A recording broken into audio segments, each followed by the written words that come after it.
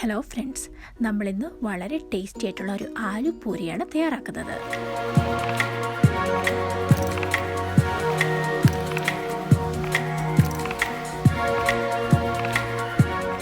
അതിന് നമുക്ക് ആദ്യമായിട്ട് വേണ്ടത് 2 പൊട്ടറ്റോയാണ്. അത് ഞാൻ പുഴുങ്ങി എടുത്ത് വെച്ചിരിക്കുകയാണ്. അത് നമുക്ക് തൊലി കളഞ്ഞിട്ട് ഇതിൽ നിന്ന് ഒന്ന് ഗ്രേറ്റ് ചെയ്തെടുക്കാം.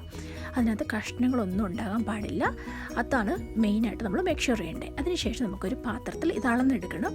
അതേ സെയിം കപ്പിലാണ് ഞാൻ ഗോതമ്പ് മാവും അളന്നെടുക്കുന്നത്. അത് മെഷർമെൻറ്റ് ഈക്വലാണ്. ഇനി പൊട്ടറ്റോയും ഗോതമ്പ് പൊടിയും ചേർത്ത് നന്നായിട്ടൊന്ന് മിക്സ് ചെയ്തെടുക്കണം. കാരണം പൊട്ടറ്റോയിൽ വെള്ളത്തിൻ്റെ അംശമുണ്ട്. അപ്പോൾ നമ്മൾ ആദ്യമേ വെള്ളം ഒഴിച്ച് കഴിഞ്ഞ് കഴിഞ്ഞാൽ വെള്ളത്തിൻ്റെ അംശം കൂടിപ്പോകും. പിന്നെ നമ്മൾ എക്സ്ട്രാ പൊടി ഇട്ട് കൊടുക്കേണ്ടി വരും. അപ്പോൾ ഇത് നന്നായിട്ടൊന്ന് നീഡി ചെയ്തെടുത്ത ശേഷം നമുക്കതിലേക്ക് വേണ്ട മറ്റ് ഇൻഗ്രീഡിയൻസ് ചേർത്ത് കൊടുക്കാം.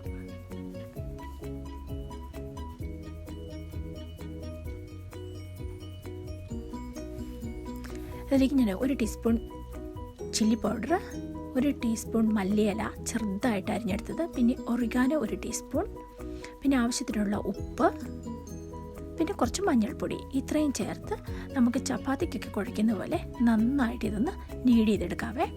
വെള്ളം ഒഴിക്കുമ്പോൾ പ്രത്യേകം ശ്രദ്ധിക്കുക, കുറേശ്ശെ വെള്ളം ഒഴിക്കുക, അല്ലെങ്കിൽ വെള്ളത്തിൻ്റെ അംശം കൂടിപ്പോവും, പെർഫെക്റ്റായിട്ട് കിട്ടത്തില്ല.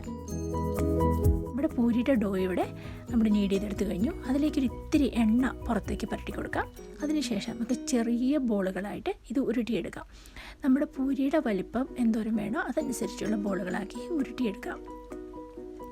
അതിനുശേഷം ഞാനിവിടെ ഈ പൂരി പ്രസ് ഉപയോഗിച്ചാണ് ഈ പൂരി പരത്തിയെടുക്കുന്നത്. കാരണം നമുക്കപ്പം ചപ്പാത്തി പലകയൊന്നിൻ്റെ ആവശ്യമില്ല.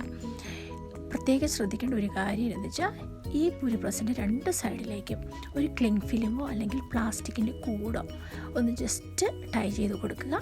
അപ്പം പെട്ടെന്ന് പരത്തിയെടുക്കാനും അതുപോലെ ഈസി ആയിട്ട് ഒട്ടിപ്പിടിക്കാതെ നിന്ന് വിട്ട് കിട്ടാനും എളുപ്പമാണ്. നമുക്ക് പൂരി പെട്ടെന്ന് തയ്യാറാക്കി എടുക്കുകയും ചെയ്യാം. ഇപ്പോൾ ഒരു 10 മിനിറ്റ് കൊണ്ട് നമുക്ക് 10, 15, 20 പൂരിയോളം നമുക്ക് തയ്യാറാക്കി എടുക്കാവുന്നതാണ്. കാരണം ഇതൊന്ന് പ്രസ് ചെയ്താൽ മതി. അപ്പോഴത്തേക്കും പെർഫെക്റ്റ് തിക്നെസ്സിലും അതുപോലെ നല്ല റൗണ്ട് ഷേപ്പിൽ ഇത് പരന്ന് കിട്ടുകയും ചെയ്യും. അപ്പം ഇതുപോലെ ഇത് ഉപയോഗിക്കാതെ സൂക്ഷിച്ച് വെച്ചിരിക്കുന്നവരാരെങ്കിലുമൊക്കെ ഉണ്ടെങ്കിൽ ഇതെടുത്ത് ഇങ്ങനെ ഉപയോഗിക്കാവുന്നതാണ്. നമ്മുടെ എണ്ണ ഇവിടെ ചൂടായിട്ടുണ്ട്. ഞാൻ മാവിൻ്റെ ഒരു ചെറിയ ബോളിട്ട് കൊടുത്തപ്പോൾ തന്നെ അത് പൊങ്ങി വന്നു. ഒരു മീഡിയം ഫ്ലെയിമിലേക്ക് തീ കുറച്ചിടുക. എന്നിട്ട് നമുക്ക് പൂരിയിട്ട് കൊടുക്കാം.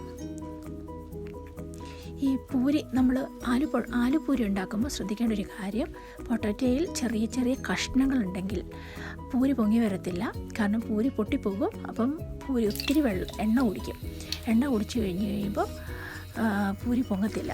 അതുകൊണ്ട് നമ്മൾ പ്രത്യേകം ശ്രദ്ധിക്കേണ്ട ഒരു കാര്യം, പൊട്ടാറ്റോ നന്നായിട്ട് ലംസ് ഇല്ലാതെ കുഴച്ചെടുക്കണം. സ്പൂണ് കൊണ്ടോ കൈ കൊണ്ടോ അല്ലെങ്കിൽ ഫോക്ക് ഉപയോഗിച്ച് എന്തെങ്കിലും കൂടെ നന്നായിട്ട് കുഴച്ചെടുത്താൽ മാത്രമേ നമുക്ക് പെർഫെക്റ്റായിട്ടുള്ള പൊങ്ങി വന്നിട്ടുള്ള പൂരി കിട്ടത്തുള്ളൂ. ആ ഒരു കാര്യം പ്രത്യേകം ശ്രദ്ധിക്കുക. പിന്നെ ഇതിലേക്ക് ഗ്രീൻ ചില്ലി ചേർക്കേണ്ടവർക്ക് ഗ്രീൻ ചില്ലിയും കൂടെ ചേർക്കാം കേട്ടോ.